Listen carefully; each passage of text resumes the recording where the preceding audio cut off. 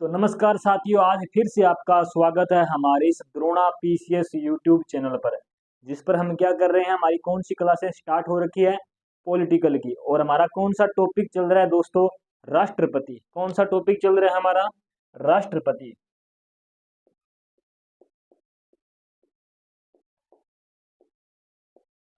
कौन सा टॉपिक है हमारा, राष्ट्रपति टॉपिक चल रहा है। और कल हमने जो इसमें देखा था वो निर्वाचन की प्रक्रिया, मतलब राष्ट्रपति के जो जो चुनाव होते हैं वो कैसा होता है, ठीक है, कितना बहुमत लेना होता है, उसके बारे में कल हमने पढ़ा था। तो आज कुछ मोस्ट बातें हैं जो क्या है, तथ्य हैं, जो सीधे क्या कई बार पूछ लिए जाते हैं परीक्षा के अंदर। क्या पूछ लिए जाते हैं, कुछ मोस्ट ऐसे तथ्य जो क्या है परीक्षा के अंदर पूछ लिए जाते हैं। सबसे पहले एक व्यक्ति का नाम आता है वीवी गिरी। क्या, वीवी गिरी। किसका नाम आता है, वीवी गिरी। भारत के एकमात्र ऐसे, वीवी गिरी भारत के एकमात्र, क्या, वीवी गिरी भारत के एकमात्र ऐसे राष्ट्रपति हैं, ऐसे राष्ट्रपति हैं। क्या, वीवी गिरी एकमात्र, वीवी गिरी भारत के एकमात्र ऐसे राष्ट्रपति हैं जिनके चुनाव में, क्या, जिनके चुनाव में द्वितीय वरीयता, कौन सी, द्वितीय वरीयता क्रम को चुना गया, द्वितीय वरीयता क्रम को अपनाया गया, क्रम को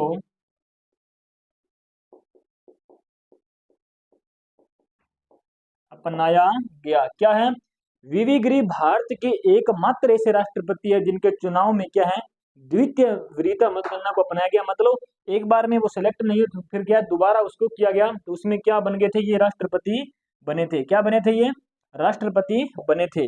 वीवी गिरी क्या है, वीवी गिरी, क्या, वीवी गिरी भारत के एकमात्र ऐसे राष्ट्रपति हैं, वीवी गिरी भारत के एकमात्र, वीवी गिरी भारत के एकमात्र, वीवी गिरी भारत के एकमात्र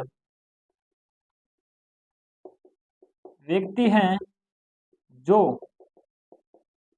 राष्ट्रपति, उपराष्ट्रपति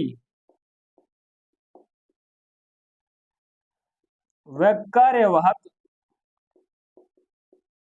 राष्ट्रपति भी रहे।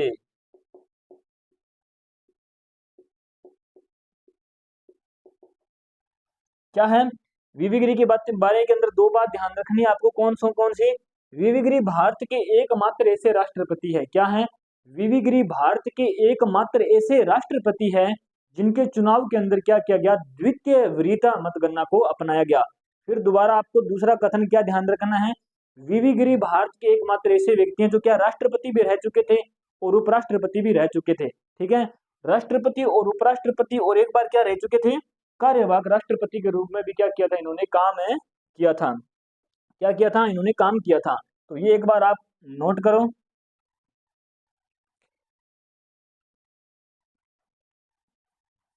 उसके बाद में दोस्तों हम बात करेंगे,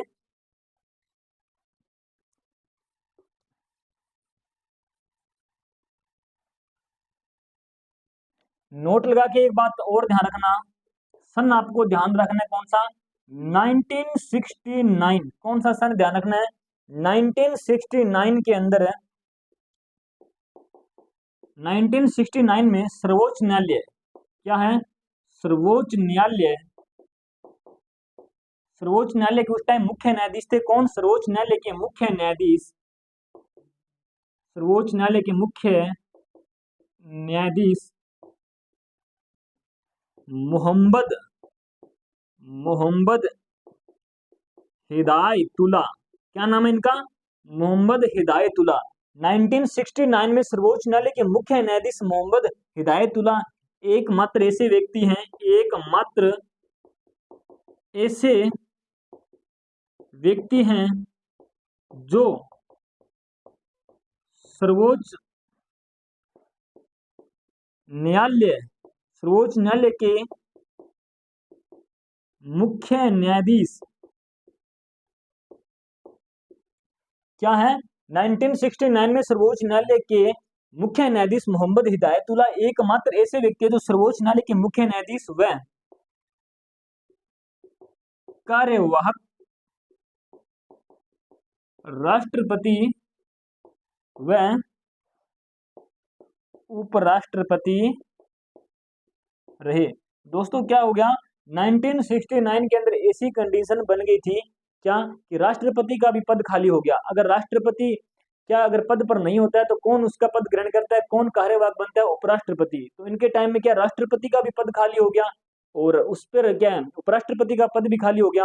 तो ऐसा माना जाता है, संविधान में लिखा है कि अगर राष्ट्रपति और उपराष्ट्रपति दोनों क्या पद पर नहीं हो तो उसका जो कार्यवाहक कौन बनेगा? सर्वोच्च न्यायालय का मुख्य न्यायाधीश। तो उस टाइम सर्वोच्च न्यायालय के मुख्य न्यायाधीश कौन थे?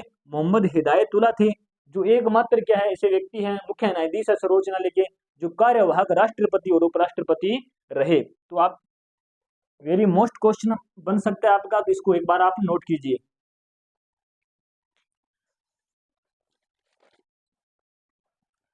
अब आता है दोस्तों उत्तराधिकार अधिनियम। राष्ट्रपति उत्तराधिकार अधिनियम 1969। राष्ट्रपति उत्तराधिकार अधिनियम, राष्ट्रपति उत्तराधिकार अधिनियम आपको ध्यान रखना है, नोट के अंदर ही है। राष्ट्रपति उत्तराधिकार संबंधित जो नियम है वो कौन सा है? 1969 है। महत्वपूर्ण तथ्य के बारे में अभी हमारी बातें चल रही है, ठीक है। राष्ट्रपति उत्तराधिकार अधिनियम कौन है? 1969 है। अब हम बात करेंगे नीलम संजीव रेड्डी की। क्या है? नीलम संजीव रेड्डी भारत के निर्विरोध राष्ट्रपति निर्वाचित हुए। क्या है? नीलम संजीव रेड्डी, नीलम संजीव रेड्डी भारत के निर्विरोध, भारत के निर्विरोध राष्ट्रपति निर्वाचित हुए। क्या? नीलम संजीव रेड्डी भारत के क्या? नीलम संजीव रेड्डी भारत के निर्विरोध राष्ट्रपति निर्वाचित हुए, जो एकमात्र व्यक्ति जो राष्ट्रपति बनने से पूर्व लोकसभा के अध्यक्ष रहे, लोकसभा के अध्यक्ष रहे। दूसरा कथन कौन सा? अगर आपसे पूछे कि राष्ट्रपति उत्तराधिकार अधिनियम कौन सा, तो 1969। फिर आता है नीलम संजीव रेड्डी भारत के एकमात्र ऐसे राष्ट्रपति हैं जो क्या, पहली बात तो है कि नीलम संजीव रेड्डी निर्विरोध राष्ट्रपति बने। कैसे बने? निर्विरोध राष्ट्रपति निर्वाचित हुए, और ये क्या थे? राष्ट्रपति बनने से पूर्व क्या थे? लोकसभा के अध्यक्ष रहे थे। तो आपसे ऐसे पूछ लिया जाता है कि ऐसे कौन से राष्ट्रपति थे जो राष्ट्रपति बनने से पूर्व क्या थे? लोकसभा के अध्यक्ष थे। तो एकमात्र व्यक्ति यही है नीलम संजीव रेड्डी जी, क्या है, जो राष्ट्रपति बनने से पहले क्या थे? लोकसभा के अध्यक्ष थे। उसके बाद में एक आता है डॉक्टर, क्या? डॉक्टर खर्रे।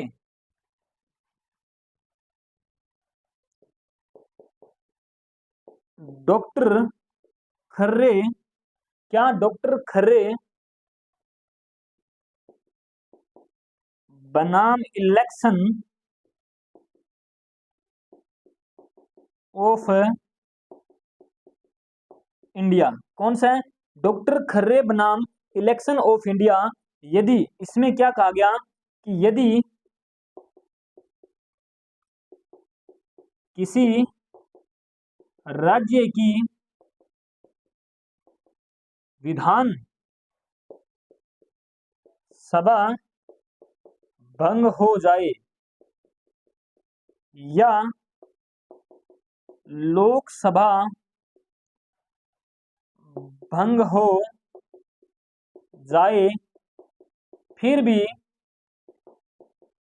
राष्ट्रपति का जो चुनाव है, राष्ट्रपति का चुनाव निर्धारित समय पर ही, निर्धारित समय पर होगा। किसके अंदर कहा गया? डॉक्टर खर्रे बनाम। कौन सा बनाम है? डॉक्टर खर्रे बनाम इलेक्शन ऑफ इंडिया। इसके अंदर कहा गया कि अगर क्या है, राज्य की विधानसभा भंग हो गई है, यहाँ तक कि अगर लोकसभा भी भंग हो जाती है, तब भी क्या है, अगर राष्ट्रपति का जो समय निर्धारित है चुनाव का, वो क्या होगा, उसी टाइम के अंदर क्या उसका चुनाव होगा, चाहे क्या है लोकसभा, फिर लोकसभा क्यों होना है, भंग हो। तो सबसे पहले राष्ट्रपति उत्तराधिकार अधिनियम, राष्ट्रपति से संबंधित उत्तराधिकार अधिनियम कौन सा है? 1969। आपसे पूछ लिया जाता है कि राष्ट्रपति के उत्तराधिकार से संबंधित अधिनियम कौन सा है? 1969। फिर उसमें बात 2 नंबर पर आता है कि नीलम संजीव रेड्डी। क्या? नीलम संजीव रेड्डी। पहली बात तो ये है कि नीलम संजीव रेड्डी क्या है, निर्विरोध राष्ट्रपति निर्वाचित हुए। कैसे निर्विरोध? वो राष्ट्रपति से बनने से पहले क्या थे, वो लोकसभा के अध्यक्ष थे। डॉक्टर खर्रे बनाम इलेक्शन ऑफ इंडिया। क्या? डॉक्टर खर्रे बनाम इलेक्शन ऑफ इंडिया के अंदर इसमें कहा गया, बनाम के अंदर क्या, कि जो राष्ट्रपति का चुनाव है, अगर जो समय निर्धारित किया हुआ है, तो क्या लोकसभा भंग हो जाए या फिर विधानसभा भंग हो जाए, फिर भी क्या है, इसका चुनाव है वो क्या है, निर्धारित समय पर होगा। तो ये एक बार आप इसे नोट कीजिए।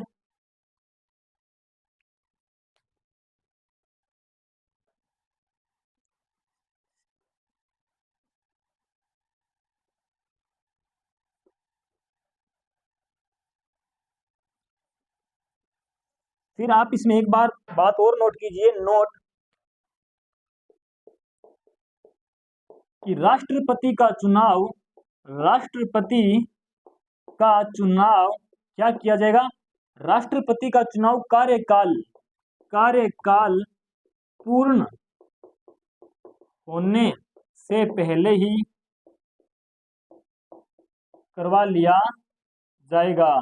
क्या है? राष्ट्रपति का चुनाव उसके कार्यकाल पूर्ण होने से पहले ही क्या है, करवा लिया जाएगा। कौन सी बात ध्यान रखनी है कि जैसे कोई राष्ट्रपति बना हुआ, तो जब तक क्या है उसकी राष्ट्रपति का कार्यकाल समाप्त ना हो, मतलब कार्यकाल समाप्त होने से पहले पहले क्या करवा लिया जाएगा, राष्ट्रपति का चुनाव क्या दोबारा से करवा लिया जाएगा। क्या करवा लिया जाएगा? दोबारा करवा लिया जाएगा। उसके बाद में 2 नंबर नोट के अंदर आपको क्या लिखना है? राष्ट्रपति का जो चुनाव है, क्या है, राष्ट्रपति का जो चुनाव है ना, राष्ट्रपति का चुनाव केंद्रीय निर्वाचन, केंद्रीय निर्वाचन आयोग के द्वारा करवाया जाएगा। राष्ट्रपति का चुनाव किसके द्वारा करवाया जाएगा? केंद्रीय निर्वाचन आयोग के द्वारा। लेकिन लेकिन इस चुनाव में, लेकिन इस चुनाव में लोकसभा व राज्यसभा, क्या, लोकसभा व राज्यसभा के जो महासचिव है, महासचिव, क्या, लोकसभा और राज्यसभा के महासचिव क्या बारी बारी से निर्वाचन अधिकारी होंगे। किसकी बात कर रहा हूं कि राष्ट्रपति का चुनाव क्या है, किसके द्वारा किया जाता है? केंद्रीय निर्वाचन आयोग के द्वारा। किसके द्वारा? सबसे पहले ध्यान रखना है कि राष्ट्रपति का चुनाव है वो किसके द्वारा करवाया जाता है? केंद्रीय निर्वाचन आयोग के द्वारा। लेकिन इसके अंदर जो चुनाव में क्या है, लोकसभा और राज्यसभा के जो कौन है, महासचिव है, कौन, राज्यसभा और जो है लोकसभा के महासचिव क्या बारी बारी से क्या है, निर्वाचन अधिकारी होते हैं। क्या है? बारी बारी से। जैसे एक बार लोकसभा का महासचिव निर्वाचन अधिकारी हो गया, तो दूसरी बार कौन होगा, राज्यसभा का क्या है, जो महासचिव है वो क्या होगा, निर्वाचन अधिकारी होगा। तो ये आप बात नोट कीजिए। दोस्तों जितने भी तथ्य है ना, इंपोर्टेंट तथ्य है, क्या है, एग्जाम के अंदर ये बार बार क्या आते रहते हैं, मतलब रिपीट होते रहते हैं।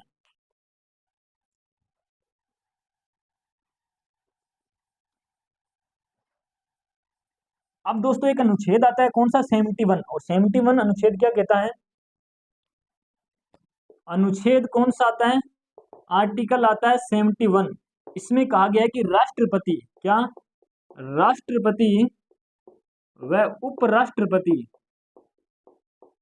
राष्ट्रपति व उपराष्ट्रपति के निर्वाचन से संबंधित अगर कोई विवाद हो जाए, निर्वाचन से संबंधित विवाद, राष्ट्रपति उपराष्ट्रपति के निर्वाचन से संबंधित विवाद को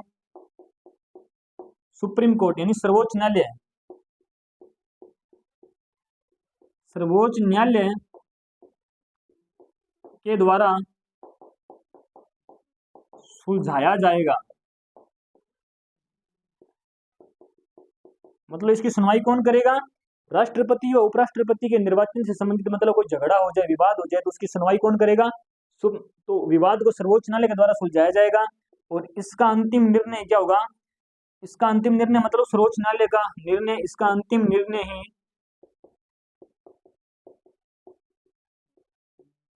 क्या होगा? सर्वोपरि होगा। इसका अंतिम निर्णय क्या होगा? सर्वोपरि होगा। तो आर्टिकल 71 में क्या लिखा है? आर्टिकल 71 के अंदर आपको इतना ध्यान रखना है कि राष्ट्रपति और उपराष्ट्रपति से संबंधित अगर कोई विवाद हो जाए तो उसकी सुनवाई कौन करता है? सुप्रीम कोर्ट करता है। ठीक है, इतनी सी बात आपको ध्यान रखनी है। ठीक है, उसके बाद में बात आती है शपथ की। क्या है? शपथ। और राष्ट्रपति को शपथ किस अनुच्छेद के अंदर दी जाती है? किस अनुच्छेद के अंदर? 60 के अंदर दी जाती है। तो राष्ट्रपति को जो शपथ कौन दिलाता है? सर्वोच्च न्यायालय का, सर्वोच्च न्यायालय का मुख्य न्यायाधीश, सर्वोच्च न्यायालय का मुख्य न्यायाधीश, सर्वोच्च न्यायालय का मुख्य न्यायाधीश या वरिष्ठ न्यायाधीश। वैसे तो मतलब राष्ट्रपति जब पद ग्रहण करके आता है तो उसको शपथ कौन दिलाता है? पहली बात आपको ध्यान रखना है कि शपथ कौन से अनुच्छेद के अंदर है? तो शपथ है अनुच्छेद 60 के अंदर। पूछा जाता है कि किस अनुच्छेद के तहत राष्ट्रपति क्या लेता है? शपथ लेता है। तो अनुच्छेद किसके तहत है? 60 के अंदर। और फिर आज क्वेश्चन बनता है कि राष्ट्रपति को शपथ कौन दिलाता है? तो सर्वोच्च न्यायालय का मुख्य न्यायाधीश दिलाता है। किसके अंदर लिखा हुआ है? 60 के अंदर। राष्ट्रपति को शपथ कौन दिलाता है? सर्वोच्च न्यायालय का मुख्य न्यायाधीश। बाई चांस अगर मुख्य न्यायाधीश ना हो, जिस दिन मतलब राष्ट्रपति को शपथ लेनी होती है उस दिन क्या है, किसी कारणवश क्या है, सर्वोच्च न्यायालय के मुख्य न्यायाधीश क्या है, नहीं आए हो, तो कौन दिलाएगा? पीछे जो जितने भी न्यायाधीश है उनमें से जो सबसे बड़ा न्यायाधीश मतलब वरिष्ठ, वरिष्ठ का मतलब उम्र में जो सबसे बड़े होंगे, उसके द्वारा क्या दिलाई जाएगी? राष्ट्रपति को शपथ दिलाई जाएगी। और शपथ राष्ट्रपति लेता किसकी है? संविधान, क्या है? संविधान व विधि की रक्षा, संविधान में विधि की रक्षा प्लस जनता के कल्याण की शपथ लेता है। जनता के कल्याण की शपथ लेता है। क्या लेता है? सर्वोच्च न्यायालय जो न्यायाधीश है, क्या मुख्य न्यायाधीश जो राष्ट्रपति को शपथ दिलाएगा, और शपथ किसकी लेगा? संविधान प्लस विधि की रक्षा, मतलब संविधान की रक्षा करूंगा। कहता है कि मैं संविधान की रक्षा करूंगा, मैं मतलब विधि मतलब कानून की रक्षा करूंगा, और लोग जनता के कल्याण की क्या लेता हूँ? शपथ लेता हूँ। जिसके अंदर 3 शब्दों का प्रयोग किया जाता है। कौन कौन से? परिरक्षण, ये शब्द आपको ध्यान रखने हैं। परिरक्षण, संरक्षण और प्रतिरक्षण, इन 3 शब्दों का क्या किया जाता है? शपथ लेते समय यूज किया जाता है। तो राष्ट्रपति की शपथ किसके अंदर है? 60 के अंदर है। राष्ट्रपति को शपथ दिलाता कौन है? सर्वोच्च न्यायालय का मुख्य न्यायाधीश। अगर पेपर में आ जाए ना कि राष्ट्रपति को शपथ दिलाता है, तो आपको क्या करना है? सर्वोच्च न्यायालय का मुख्य न्यायाधीश। ठीक है, उसके बाद में राष्ट्रपति शपथ किसकी लेते हैं? संविधान प्लस विधि की रक्षा प्लस जनता के कल्याण की शपथ लेता है, जिसके अंदर 3 शब्दों का यूज किया जाता है। परिरक्षण, संरक्षण और प्रतिरक्षण शब्दों का क्या किया जाता है? यूज किया जाता है। तो एक बार आप इसको नोट कीजिए।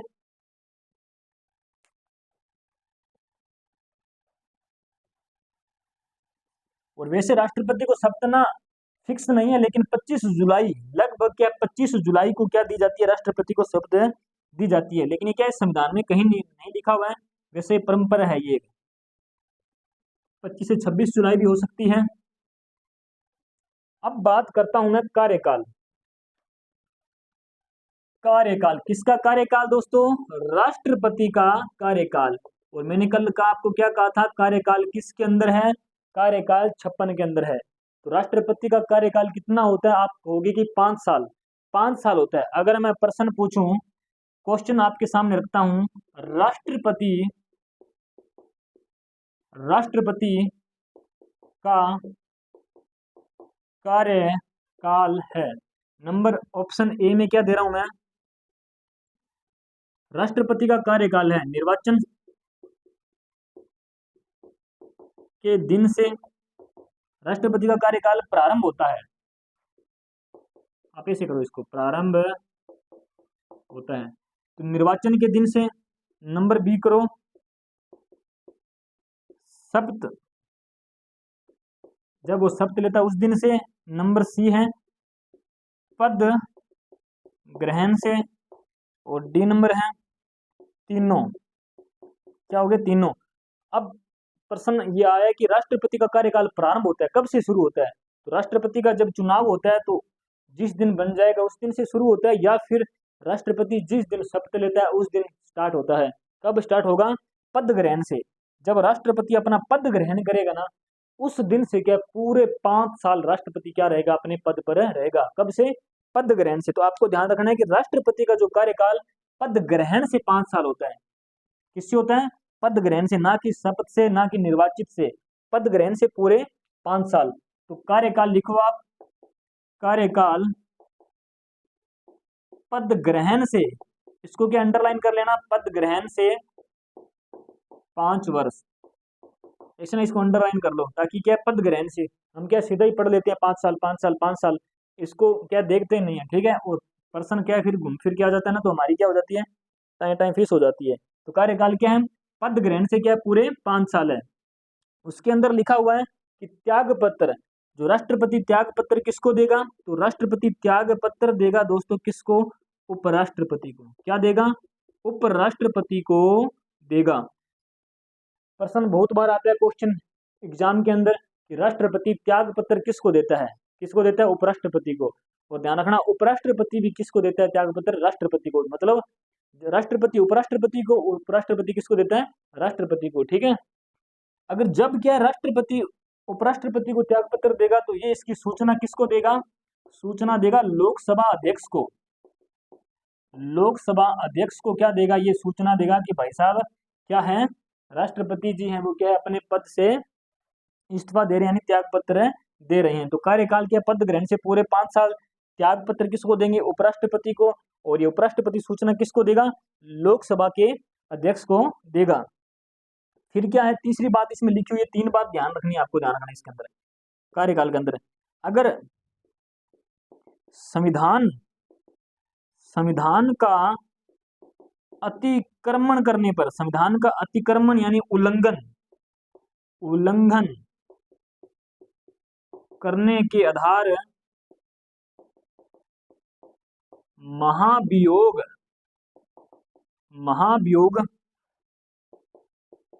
प्रक्रिया के द्वारा उसे हटाया भी जा सकता है, उसे हटाया जा सकता है। क्या है लिखा हुआ है? अब आप सीधी सी बात है कि महाभियोग शब्द आ जाए, आप किस पर भागोगे? आर्टिकल 61 पर भागोगे कि क्या है, महाभियोग तो वहां पर है।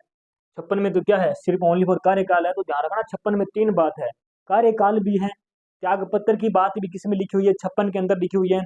अगर राष्ट्रपति संविधान का उल्लंघन करता है तो उस पर क्या है, महाभियोग लगाने की जो बात है वो किसमें है? 56 के अंदर है। 61 के अंदर क्या है दोस्तों? 61 के अंदर तो अभी हम आगे बात करेंगे। 61 के अंदर जो महाभियोग की प्रक्रिया है वो कैसे रहती है, 61 के अंदर उसकी बात चलती है, ठीक है। तो 56 में क्या है, उसका कार्यकाल, और कार्यकाल कितना है? 5 साल। कहाँ, कब कब से स्टार्ट होगा? पद ग्रहण से। अब कब से? पद ग्रहण से। और त्याग पत्र किसको देगा? उपराष्ट्रपति। और उपराष्ट्रपति सूचना इसको किसको देगा? लोकसभा अध्यक्ष को। और संविधान का अतिक्रमण या उल्लंघन करने के आधार पर महाभियोग प्रक्रिया के द्वारा उसे हटाया भी जा सकता है। इतनी सी कह के छोड़ दिया कि अगर राष्ट्रपति संविधान का उल्लंघन करता है तो क्या उसे महाभियोग के द्वारा उसे हटाया भी जा सकता है। तो ये आप नोट करो। अब दोस्तों आती है महाभियोग की प्रक्रिया। राष्ट्रपति को हटाया कैसे जाता है? महाभियोग लगा के, ठीक है। जब राष्ट्रपति, कोई भी क्या है, राष्ट्रपति है, अपने पद का क्या करता है, गलत इस्तेमाल करता है, संविधान का उल्लंघन करता है, तो क्या किया जाता है? उसके खिलाफ महाभियोग लगाया जाता है, महाभियोग प्रस्ताव लाया जाता है। तो क्या लिखो आप? महाभियोग प्रक्रिया। महाभियोग की बात तो किसमें है? आर्टिकल 56 के अंदर। बार बार बोल रहा हूं मैं, महाभियोग की बात तो आर्टिकल 56 के अंदर है, और जो इसकी प्रक्रिया है ना वो आर्टिकल 61 के अंदर है। तो महाभियोग की प्रक्रिया, महाभियोग की प्रक्रिया किसमें है? आर्टिकल अनुच्छेद 61 के अंदर ना, इसमें 61 के अंदर। अब महाभियोग क्यों लाया जाता है, सीधी सी बात है, कारण लिखो इसमें पहला कि कारण क्या है कि जो राष्ट्रपति के खिलाफ महाभियोग लाया जा सकता है, तो क्या है संविधान का, किस कारण से लाया जाता है, संविधान का अतिक्रमण, क्या, संविधान का अतिक्रमण या उल्लंघन करने पर, उल्लंघन करने पर क्या लाया जाता है, राष्ट्रपति के खिलाफ महाभियोग लेकर आया जाता है। क्या लाया जाता है, राष्ट्रपति के महाभियोग। अब मैं आपको थोड़ी सी महाभियोग की प्रक्रिया बताता हूँ। जैसे क्या है, राष्ट्रपति पर क्या लग गया, संविधान का अतिक्रमण लग गया, तो क्या है महाभियोग माना गया लोकसभा। संसद में कितने सदन, संसद के अंदर ध्यान रखना 2 सदन होते हैं, 2 सदन, लोकसभा 3 अंग होते हैं, अंग 3 होते हैं, राष्ट्रपति, लोकसभा और राज्यसभा, और सदन 2 होते हैं, लोकसभा और राज्यसभा। क्या है, राज्यसभा। अगर राष्ट्रपति के खिलाफ क्या लाना है, हमें महाभियोग लाना है, तो हम पहले किस में रख सकते हैं, या तो लोकसभा के अंदर रख सकते हैं और राज्यसभा में। ये कोई जरूरी नहीं है कि राष्ट्रपति के जो खिलाफ महाभियोग लाया जा रहा है वो क्या है लोकसभा में रखा जाए, राज्यसभा में। जो व्यक्ति जो महाभियोग प्रस्ताव लाया जा रहा है वो क्या है, किसी के अंदर भी, हम राज्यसभा के अंदर भी ला सकते हैं और किसमें, लोकसभा के अंदर। लेकिन शर्त क्या है, शर्त इसमें यह है कि महाभियोग लाने के लिए क्या है, उपस्थित सदस्यों का कितना, 1/4 सदस्यों का क्या होना चाहिए, समर्थन होना चाहिए।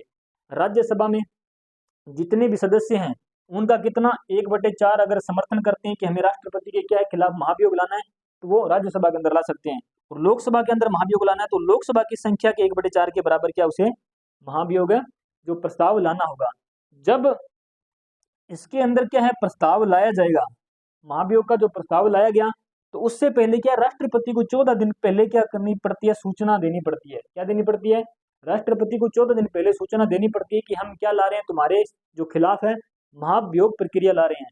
तो राष्ट्रपति जब ये अपनी बात सुनेगा तो ये जो क्या है, ये भी क्या है महाभियोग, जब हम किसी के खिलाफ कोई कार्रवाई करते हैं तो वो सामने से कुछ ना कुछ तो बोलेगा, तो वो क्या करना है, वो भी अपना मत रखेगा, और मत या खुद रख सकता है या किसी के द्वारा वो रखवा सकता है। जब वो क्या है मत रखेगा और उसकी जांच होगी, तो अगर जांच में सही पाया जाता है तो वो क्या है, दोनों के 2/3 बहुमत से, दोनों के अंदर 2/3 से अगर क्या है बहुमत से पारित हो जाता है, तो राष्ट्रपति को क्या मान दिया जाता है, पद से हटा हुआ मान लिया जाता है। ठीक है, तो अब हम इसके क्या है टॉपिक वाइज लिख देता हूँ विस्तार से।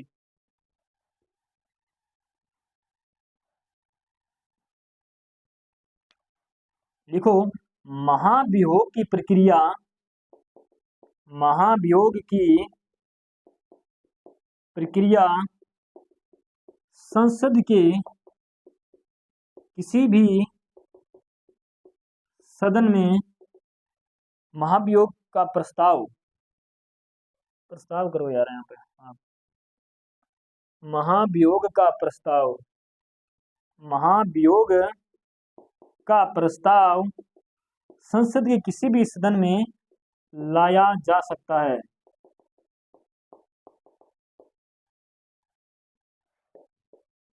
प्रस्ताव लाने हेतु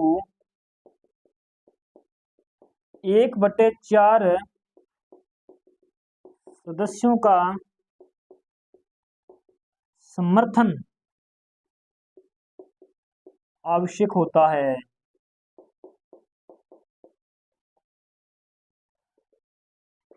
जिस सदन के अंदर क्या, जिस सदन में प्रस्ताव लाया जाता है, जिस सदन में प्रस्ताव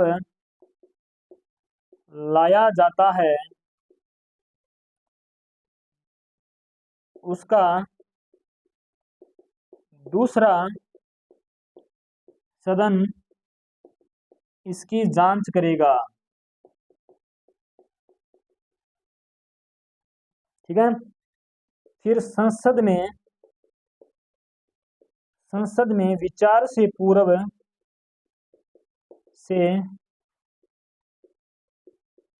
14 दिन, विचार से 14 दिन पूर्व, विचार से 14 दिन पूर्व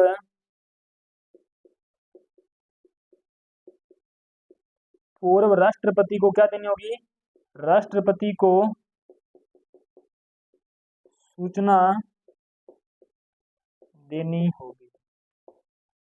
तो क्या है कारण, क्या है, संविधान का अतिक्रमण उल्लंघन करने पर महाभियोग का प्रस्ताव क्या है, संसद के किसी भी सदन में ला सकते हैं, चाहे राज्यसभा हो चाहे लोकसभा हो।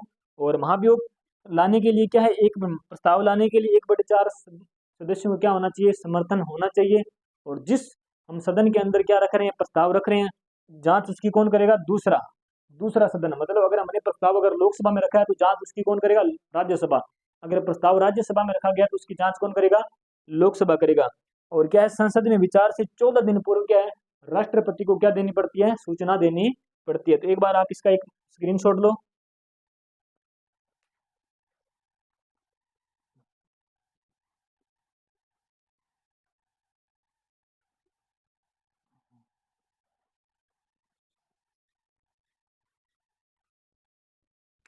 फिर लिखो, यदि जांच में राष्ट्रपति दोषी पाया जाए तो क्या है, यदि जांच में राष्ट्रपति क्या है, दोषी पाया जाए तो दोनों सदनों के कुल सदस्यों का 2/3 क्या, 2/3 बहुमत से प्रस्ताव पारित होना चाहिए। क्या, यदि जांच में राष्ट्रपति दोषी पाया जाता है तो दोनों सदनों के कुल सदस्यों का 2/3 बहुमत से प्रस्ताव पारित होना चाहिए। अगर यह प्रस्ताव 2/3 बहुमत से पारित हो जाए तो राष्ट्रपति को पद से हटा हुआ मान लिया जाएगा। क्या है, मान लिया जाएगा। अगर यह प्रस्ताव क्या 2/3 बहुमत से पारित हो जाए तो राष्ट्रपति को पद से क्या है, हटा हुआ मान लिया जाएगा। तो यदि जांच में राष्ट्रपति दोषी पाया जाए तो दोनों सदनों के 2/3 बहुमत से क्या उसे पारित करवाना है। अगर पारित हो जाए तो क्या है, राष्ट्रपति क्या है, हटा हुआ मान लिया जाएगा। तो आप इसका एक बार स्क्रीनशॉट ले लो।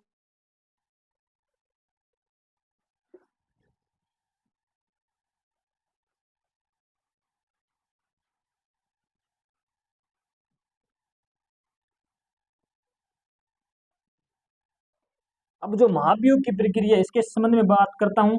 महाभियोग प्रक्रिया क्या है, महाभियोग जो प्रक्रिया है ना, राष्ट्रपति के खिलाफ लाई जाती है। महाभियोग जो प्रस्ताव है, महाभियोग प्रक्रिया क्या है, अर्ध न्यायिक है। क्या है, अर्ध न्यायिक है। और ग्रहण कहाँ से की गई है, ये ग्रहण अमेरिका से की गई है। मतलब अमेरिका के अंदर भी क्या किया जाता है, इसी प्रस्ताव के द्वारा, मतलब अमेरिका में भी इसी प्रक्रिया के द्वारा क्या किया जाता है, राष्ट्रपति को पद से हटाया जाता है। ठीक है। अब वे सदस्य जो राष्ट्रपति के निर्वाचन, क्या है, वे सदस्य जो राष्ट्रपति के निर्वाचन में भाग नहीं लेते लेकिन महाभियोग में भाग लेते हैं। मतलब ऐसे सदस्य जो राष्ट्रपति की क्या निर्वाचन में भाग नहीं लेते लेकिन महाभियोग के अंदर उन्हें आना पड़ेगा। तो क्या कौन है, लोकसभा व राज्यसभा के मनोनीत सदस्य। क्या है, मनोनीत सदस्य। कौन भाग लेगा, इसका उत्तर ये है, ध्यान रखना।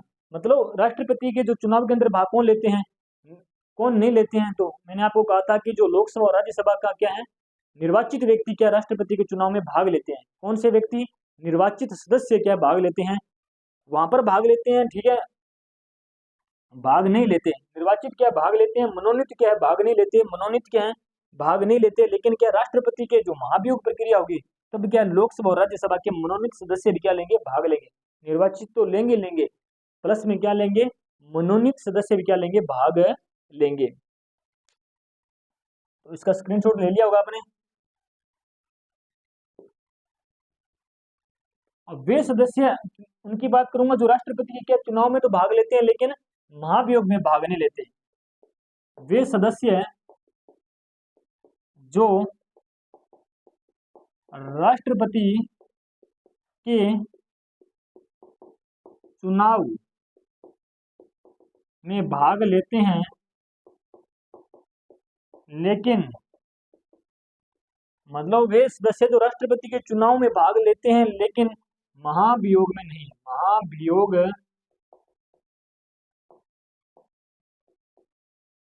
में नहीं तो कौन से हैं, विधानसभा, सभी राज्यों की जो विधानसभा है ना, विधान सभा के निर्वाचित सदस्य,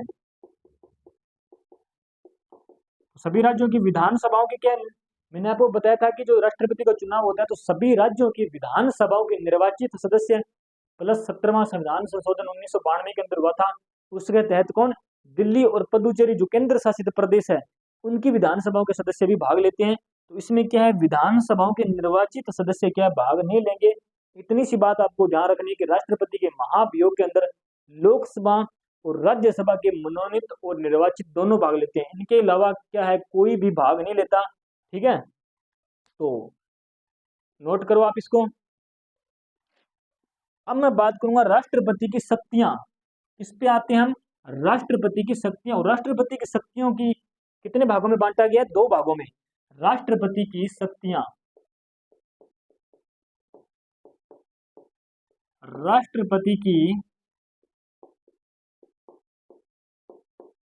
राष्ट्रपति की शक्तियां, और इसको मैं आपके 2 भागों में बांटता हूं।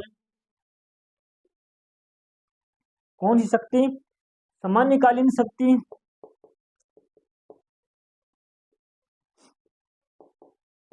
सामान्यकालीन शक्तियां और आपातकालीन शक्तियां।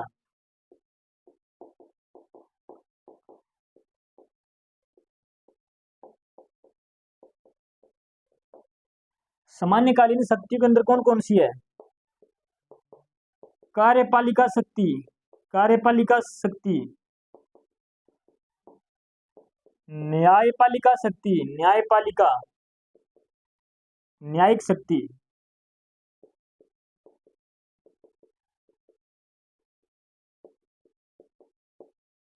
विधायी शक्ति,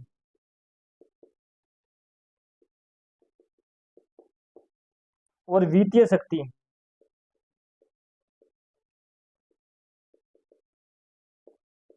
कौन कौन सी है, राष्ट्रपति की शक्तियों को मैंने कितने भागों में बांटा है, 2 भागों के अंदर बांटा है। कौन कौन सी, एक तो सामान्यकालीन शक्तियां होगी और एक कौन सी, आपातकालीन शक्तियां हो गई। और सामान्यकालीन शक्तियों के अंदर कितनी शक्तियां, 4 हैं। कौन कौन सी, कार्यपालिका से संबंधित, न्यायिक से संबंधित, विधायी से संबंधित और वित्तीय से संबंधित। ठीक है, अब इसमें आता है आपातकालीन के अंदर 3 शक्तियां हैं, राष्ट्रपति शासन, पहली आएगी राष्ट्रीय आपात, किस अनुच्छेद के अंदर, 352। फिर आता है राष्ट्रपति शासन, किस अनुच्छेद में, 356 के अंदर। और कौन सा, वित्तीय आपात किसमें, 360 के अंदर है। तो हम क्या, राष्ट्रपति की जो शक्तियां पढ़ रहे हैं, कौन सी शक्तियां पढ़ रहे हैं हम, राष्ट्रपति की कौन सी पढ़ रहे हैं हम, राष्ट्रपति की शक्तियां पढ़ रहे हैं। और राष्ट्रपति की शक्तियों को हमने कितने भागों में बांटा है, 2 भागों के अंदर बांटा है, सामान्यकालीन और कौन सी, आपातकालीन। सामान्यकालीन शक्तियों के अंदर 4 शक्ति हैं, कार्यपालिका, न्यायिक और विधायी और वित्तीय। और आपातकालीन के अंदर राष्ट्रपति आपको पता है 3 शक्ति का प्रयोग करता है, जिसके अंदर आर्टिकल 352 के तहत क्या कर सकता है, वो राष्ट्रीय आपात की शक्ति का यूज कर सकता है। 356 के तहत राष्ट्रपति शासन लगा सकता है। और वित्तीय आपात 360 के अंदर, जो आज तक कभी भी लगा नहीं है। तो इन शक्तियों को एक एक कर, पहले हम कार्यपालिका शक्ति पढ़ेंगे, फिर न्यायिक, फिर विधायी और फिर वित्तीय, और फिर क्या पढ़ेंगे हम, राष्ट्रीय आपात, राष्ट्रपति शासन और वित्तीय आपात को क्या पढ़ेंगे हम, विस्तार से पढ़ेंगे। तो आज हमारी क्लास यहीं समाप्त होती है, कल हम पढ़ेंगे कार्यपालिका शक्तियां। तो उम्मीद करता हूं कि आपको जो पढ़ाया जा रहा है वो समझ आ रहा होगा। तो अगर समझ आ रहा है तो वीडियो को लाइक करके हमारी इस द्रोणा पीसीएस चैनल को सब्सक्राइब कर देना। तो मिलते हैं कल। जय हिंद, जय भारत, राधे राधे।